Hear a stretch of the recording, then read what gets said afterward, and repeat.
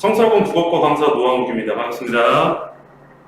자, 명절 연휴 이른 아침부터 강의 들으시느라 고생 많으신데요. 일단 윈터 설명회만큼 산과 관련돼서 단과 관련돼서 이야기를 좀 드리도록 하겠습니다. 저는 나와 있다시피 이론국어 생각의 힘 노한욱 강사라고 합니다.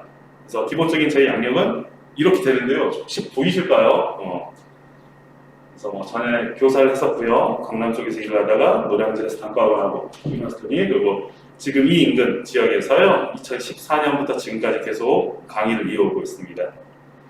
자, 일단 국어 과목의 모든 것이라고 해서 제가 넣어놨는데 일단 국어는 크게 이렇게 6가지 파트가 있거든요. 문화, 독서, 문법, 화법, 작문, 매체 해서 이 6가지의 과목을 이제 수능날 시험을 보게 되고 학교에서 내신으로 공부를 하게 됩니다. 그래서 우리가 뭘 공부해야 될지는 아마 어머님들께서도 다양한 설명회를 다니셨을 거고 이미 언론에서 다루고 있기 때문에 많은 이야기를 들어보셨을 거예요. 하나씩 이야기를 좀 드려보면요. 일단 그 전에 방금 제가 쓴 6가지 이전에 기본적으로 어휘력, 안녕하십니까? 어휘력이나 사고력에 대한 이야기를 좀 드릴 건데요. 일단 국어를 잘한다는 것은 일단 이 3가지를 먼저 갖춰야 되는 건데 어휘력이나 문해력, 사고력이 필요한 건데 일단 그 중에 첫 번째 것인 어휘력에 대한 이야기를 먼저 드리도록 볼게요. 자, 지금 국어의 어휘력 측면이 굉장히 심각한 문제가 좀 되고 있습니다. 예를 들면 지금 학생과 학부모 사이 괴리감의 시작이 바로 어휘력부터가 시작인 건데 제가 저기 간단하게 써놨지만 오금이 저린다든지 넉마, 주전부리 이런 건 당연히 학생들이 잘 모르고 있는 단어고 학부모님들은 대체 이 아이가 왜 이 단어를 모르지라는 생각을 좀 가지고 있어요. 그래서 실제 사례인데요. 굉장히 유명한 사례거든요. 지금 2022년인데 2년 전이죠. 2020년 8월 달에 광복절이 토요일이라서 대체 공휴일이 월요일로 지정되면서 토, 일, 월 이렇게 3일을 쉬게 됩니다. 그래서 뉴스에서 사흘 연휴라고 떴더니 그때 네이버 검색 순위 1위가 사흘이 대체 뭐냐 3일인데 이걸 대체 왜 사흘이라고 하냐 3흘이 아니냐라는 게 있었고 두 번째는 지금 현장에서 이루어지는 내용들인데요. 실제로 제 와이프가 지금 학교 교사이기도 하고 그래서 학교 수업을 진행을 하다 보면 예를 들면 이런 겁니다. 기생충의 가제가 데칼코마니다. 그래서 가제가 뭐니? 라고 했더니 대부분이 랍스타라고 된다고 한다라든지 역사 시간에는 이제 대부분이 단어를 설명하는 과정에 있어서의 시간을 굉장히 많이 할애를 하고 있다는 거. 그다음 세 번째, 실제로 지금 어느 한 정당의 대표거든요. 그 정당의 대표가 무운을 빕니다. 무운을 빕니다. 라고 얘기를 했더니 이를 운이 없다라고 해석하는 사람들이 굉장히 많다. 등등. 실제로 제가 학생들한테도 이야기를 많이 했었는데 이 인근에서 나온 서술형 문제인데 이순신 장군의 호가 뭐냐라고 물어봤더니 거의 대부분이 충무공 이순신 대신에 최고다 이순신 혹은 불멸 이순신 이걸 실제로 썼었어요 애들이. 그래서 기본 어휘력이 너무 심각한 문제가 되고 있다. 실제로 저희 학원 선생님들이 계신 카톡방인데 추나추동을 모르는 고1 흥부랑 몰부를 모르는 중학생들 향단이랑 방자가 춘향전에 나오는데 우리 어른들한테 기본적인 상식인 것들이 학생들한테는 이 춘향전이라는 소설 자체가 익숙하지 않나 봐요. 그래서 제가 방자전이라는 영화 봤냐 그러면 걔네들이 야한 영화로만 좀 기억을 하고 있고 간장중지라는 단어도 모르고 우리 이하 동물입니다. 혹은 정경유착 이런 거를 특목고 준비한다는 학생들이 사자성어를 알고 있다라든지 어찌됐든 어휘력이 너무 심각한 문제이기 때문에 자 이것들은 실제로 지금 고전 소설에서 나오는 단어들입니다. 대경, 대농, 대희, 상공승사 어른들은 대충 느낌으로 크게 화났다, 크게 놀랐다, 크게 화났다, 크게 기뻐하다 이런 걸 알 수가 있는 건데 학생들이 실제로 이 말을 몰라서 얘가 언제 화냈어요? 얘가 언제 기뻐하는데요? 라는 걸 실제로 질문을 많이 하게 됩니다. 그래서 이와 관련해서 어휘력도 이제는 하나의 학습의 대상이 되었다. 그래서 어휘력도 공부를 해야 되는데 이 4가지 첫 번째 교육청 평가원에서 나오는 기본적인 어휘라든지 고유어, 한자, 유의어, 반의어, 산하의어, 동의어나 다의어, 관용어, 속담, 고사성어까지 학생들이 공부해야 될 대상이 점점점 늘어나고 있다는 걸 말씀을 좀 드립니다. 그래서 저는 직접 교재를 만들어놨는데 총 4권이거든요. 근데 이 4권을 다 주는 게 아니라 어휘집을 만들어서 다만 우리의 목표가 어휘 그 자체에 있는 건 아니기 때문에 수업과 수업 사이 쉬는 시간에 제가 그 주에 공부해야 될 프린트 양을 드립니다. 그래서 테스트를 가볍게 보고 그 어휘를 암기를 하고, 그래서 기본적으로 알아야 될 어휘들은 차곡차곡 좀 쌓아가는 그런 과정을 통해서 수업은 진행이 되고요. 마지막에 쌓았다시피 학생들이 큰 부담을 느끼지 않을 거예요. 일주일 동안 이걸 공부해와라가 아니라 일단 바로 기본 어휘를 주고 나서 풀고 지금 현재 상태 확인한 다음에 이건 알아야겠지 하면서 일주일 동안 학습이 진행되는 거기 때문에 학생들이 크게 무리는 없을 겁니다. 아래가 테스트지고요. 위에가 거기에 관련된 해설지라고 보시면 됩니다. 자, 그리고 두 번째, 문해력과 독해력. 우리가 진짜로 국어를 한다는 가장 중요한 덕목이 될 건데요. 자, 이거 피사라고 해가지고 그 문해력 독해력과 관련돼서 항상 나오는 집단이에요. 우리 전 세계에 있는 학생들이 기초 학력을 평가하는 시험인데요. 기초 학력 평가하는 시험인데 전 세계 OECD 78개국 정도에서 시험을 응시를 하고, 보시면 아시겠지만 3년에 한 번씩 시행을 합니다.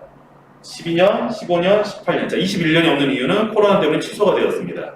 그런데 저기 보시면 아시겠지만 세 번째 2006년에 읽기, 수학, 과학 총 세 과목을 중2부터 고1에 해당하는 학생들을 대상으로 시험을 시행을 하게 됩니다. 대상자는 보통 약 10,000명 정도가 시험을 보고요. 1위를 달성한 이후 등수가 계속 떨어지고 있는데, 가장 최근 2018년에 6에서 11위. 이게 분명히 지금 우리 학생들이 가지고 있는 스마트폰이나 유튜브와 관련된 게 유의미하게 점수가 떨어지고 있다라는 걸 알 수 있고요. 그 나라에서 굉장히 심각한 문제로 받아들이고 있는 거거든요. 더불어 지금 역대 수능 등급 컷인데, 자, 언제부터 중요하게 보시면 되냐면, 자, 2015년, 16년 이후, 18년이네요. 18년 이후부터 굉장히 중요하게 보시면 될 것 같아요. 왜냐면 18년에 수능에 큰 변화가 나타나게 된 게 영어 절대평가가 나타나게 되면서 그 이전까지는 학원이 영수학원 이렇게 되다가 이때부터 어느 순간 국어의 중요성이 올라오기 시작하면서 점수가 점점 떨어지고 있는데, 자, 작년 88점, 올해 85점, 옆에 있는 거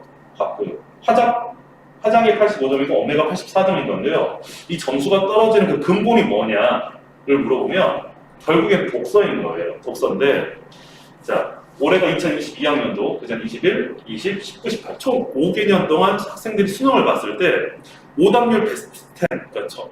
한 시험마다 총 45문제의 시험 문제가 있는데요. 그중 오답률 베스트 10을 좀 모아봤더니 총 50문제가 되겠죠. 이 중에 학생들이 정말 어려워했던 오답률이 제일 높았던 문학 문제가 몇 개냐를 한다면, 그 중에 문학이 생각보다 많이 놀라실 거예요. 이 중에 문학은 단 2개밖에 안 들어갑니다.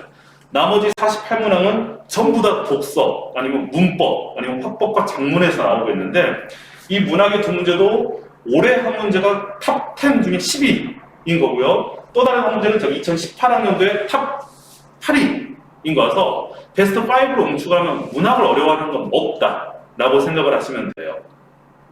그렇다고 문학이 쉬운 건 아니고요. 즉 우리가 정복하고 잡아야 될, 현재 고애들이 정복하고 잡아야 될 대상이 딱 정해져 있다는 거죠. 독서라는 걸 열심히 공부해야 된다.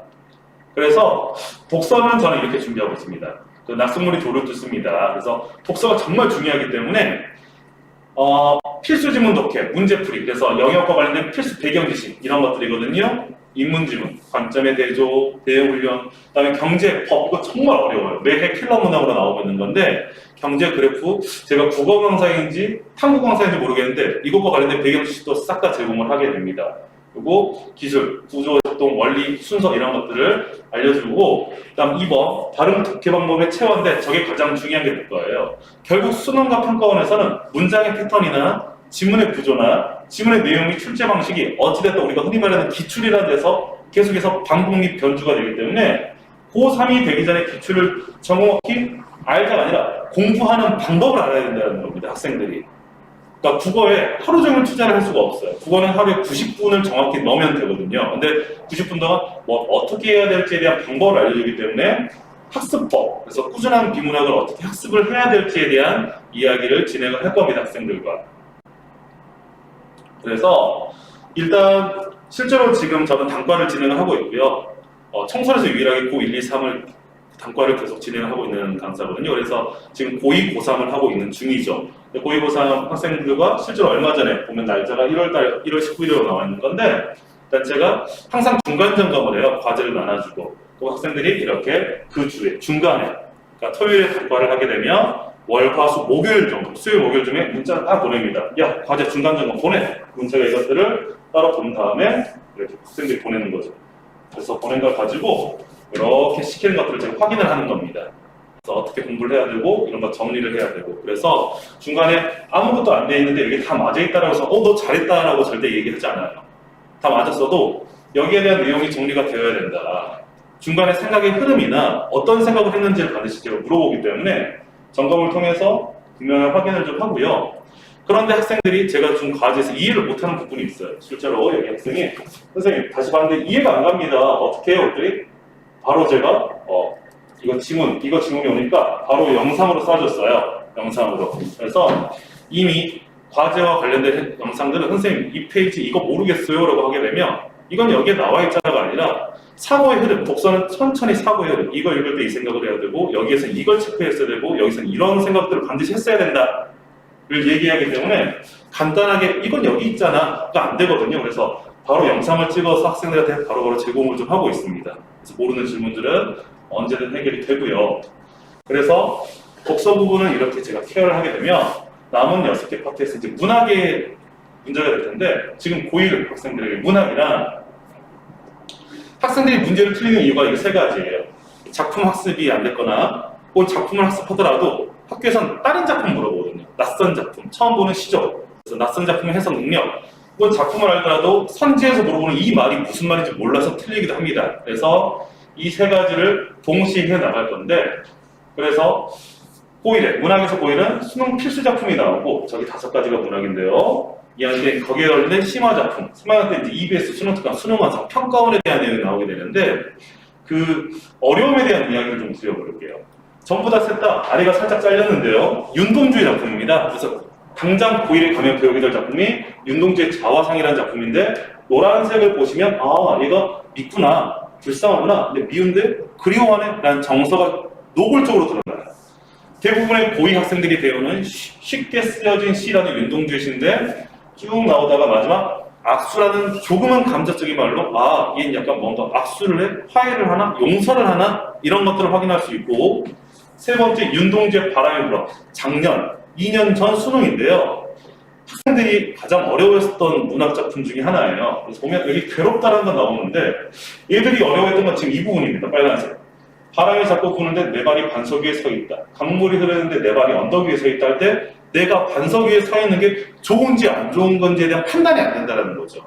이 수업을 제가 물론 내신 대비 기간 6주 동안에는 빠바바박 하면서 밑줄 긋고 미주 적고 밑줄 긋고 미주 하면서 싹 다 암기를 시킬 건데, 저희 평소에 문학을 하는 수업의 방법은 이거 알아야 된다, 밑줄 긋고 이렇게 설명을 하지 않는다는 거죠. 예를 들면 이미 지금 인턴 학생들한테 여러 차례 얘기했는데 제가 수업할 때마다 한 번에 2번씩은 이야기하는 거예요. 문장 구조가 비슷하면 의미도 비슷한 거거든요. 바람이 부는데 괴로움의 이유가 없다. 바람이 부는데 블라블라. 바람이 부는데 블라블라로 이 말과 비슷한 말인 거죠. 즉 나는 괴롭다라고 해석을 해야 된다는 거예요. 즉 반석 위에 서 있다는 건 좋은 게 아니라 안 좋은 부정적인 의미로 가야 된다라는 밑줄 암기가 아니라 전반적인 흐름에서 이것의 느낌 정도를 확인하고 OX에 대한 판단을 정확하게 내릴 수 있는 훈련을 할 겁니다. 저는 성격상 대충 하지 않고요. 한 번 할 때 제대로 하는 스타일이거든요. 그래서 이것들 학생들 꾸준하게 연습을 시킬 거예요. 그래서 고1은 10종 교과서의 문학 필수 작품이라는 게 있어요. 전 교과서에 있는. 그래서 그거랑, 그리고 다양한 배경지식 필요하기 때문에 1인 작가 탐구를 해가지고 제가 따로 프린트를 통해서 이 사람과 관련된 다양한 작품들, 실제로 지금 인턴 학생들은 4주차까지 받게 되었습니다. 지금 이제 학생들 오게 되면 5주, 6주 계속 이어서 나가게 되겠죠. 그래서 내신 암기가 아니라 철저하게 접근하는, 낯선 시가 나오더라도 일관된 행동 양식으로 무엇이든 해결할 수 있도록 포인트를 두게 될 것이고요. 그리고 나서 3번째, 문법은, 자, 문법이 크게 6가지예요. 근데 이거는 너무 쉽고 분량이 적어서 크게 5가지인데 1학년 때 이렇게 배웁니다. 2학년 때는 이렇게 배우는데 정작 중요한 형태로는 안 돼요. 이게 재료와 관련된 거거든요. 그래서 저는 여기와 관련된 수업도 진행을 할 건데, 고1은 매주 15분씩 필수 문법 수업을 할 거예요. 한 번에 와장창창 하기보다는 조금씩 하면서 철저하게 완전히 잡을 겁니다. 확실하게 잡을 건데 더욱더 확실하게 하기 위해서 이미 모든 강의는 전 촬영이 다 돼 있는 상태예요. 왜냐면 고 1, 2, 3을 동시에 하기 때문에 고3 애들 엄매, 화작 해가지고 이미 모든 강의는 자세히 설명이 되어 있고 바로바로 제공이 됩니다. 그래서 백과사전식으로 영상을 제공을 할 것이고, 근데 하지만 고1은 현장에서 바로 수업을 하겠죠. 그럼 이제 세 가지가 정리되면 나머지 세트는 대체 뭐냐? 라고 했을 때 고1 준비하실 필요 없습니다. 왜냐하면 화법은 담화 유형이 있는, 작문 단계가 있는, 매체 유형이 있는 결국엔 독서라서 핵심은 결국 글을 읽고 이해하고 해석하는 능력, 즉 독서 능력만 어마어마하게 잡으시면 돼요. 그래서 저희 컨텐츠는 이렇게 됩니다. 일단 정규 교재고요. 정규 교재고 문학과 독서 투 트랙. 절반은 문학, 절반은 독서인데 고1은 문법까지 15분 잡아서 하게 되고요. 그 다음 과제인데요. 1인 작가 탐구, 그 작가와 관련된 다양한 작품들. 주간지가 있어요. 하루에 무조건 해야 될 문학둘 독서들의 과제. 그 다음에 현대시면 현대시와 관련된 현대소설 집중학습에서 그 집중연습 주간지가 2권이 같이 나갑니다. 그리고 모의고사까지 봉투에 같이 나가게 되는데요. 주 1회 시험을 보게 되고 이 성적은 이거 실제로 지금 하고 있는 학생 이름 보이시나요? 그래서 이렇게 해서 뭘 맞고 뭘 틀린지를 싹 다 분석을 해서 얘 사회 파트 이게 어려웠구나라는 걸 개별적으로 다 누적을 시킵니다. 그래서 월간 1회 이렇게 성적 처리가 되어서 수업은 이렇게 진행이 되고 있습니다. 모의고사 점수는 1회예요. 그래서 이 부분이 약하다는 것을 개별적으로 써서 학생들과 상담 자료로 좀 이용을 하고 있습니다. 강하게 말씀드리고 싶은 이건데요. 저는 이런 말 하기 되게 위험한 발언이잖아요. 근데 저는 이거 당당하게 얘기할 수 있어요. 대한민국에서 내신 자료가 가장 좋고 많은 강사라고 저는 말할 수 있는 이유가 저는 매 시험이 끝날 때마다 그러니까 거의 1년에 한 300만 원 정도를 타이핑 비용으로 사용합니다. 300만 원은 대한민국에 있는 많은 선생님들과 학교 시험지를 기출 타이핑을 직접 하게 됩니다. 그래서 인터넷에서 인터넷에서 구할 수가 없는 내신 자료들이 있어요. 예를 들면 금성출판사라든지 신사고라든지 그런 것들도 저는 심지어 제주도에 있는 기출문제까지 싹 다 가져와서 분류를 해가지고요. 학생이 요청하면 그것과 관련된 자료를 와장창 뽑아줍니다. 그래서 얼마나 겹치는지 이런 게 저는 무의미한 것 같아요. 왜냐하면 국어 시험은요, 저는 거의 100이면 100, 거의 다 풀었던 문제에서 100%가 다 나온다 라고 확신을 하면서 드릴 말씀이 있거든요. 그래서 당당하게 지금 말씀드릴 수 있는 이 자료가 있는 거고요. 지금까지 저는 강사 노광우였고 앞으로 잘 부탁드리도록 하겠습니다. 네, 감사합니다.